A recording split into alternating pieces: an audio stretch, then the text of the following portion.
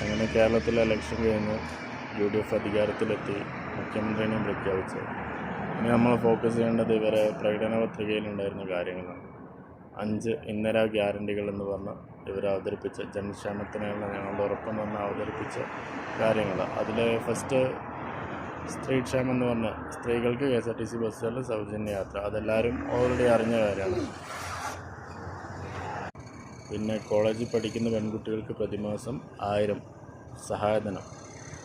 പിന്നെ ആരോഗ്യ ഇൻഷുറൻസ് ഉമ്മൻചാണ്ടിയുടെ പേരിൽ ഓരോ കുടുംബത്തിന് 25 ലക്ഷം വരെയുള്ള സമഗ്ര പണരഹിത ആരോഗ്യ പരിരക്ഷ. പ്രതിമാസം ക്ഷേമ പെൻഷൻ 3000 വർദ്ധിപ്പിക്കുന്നു. അതും എല്ലാവരും അറിയുന്ന കാര്യമാണ്.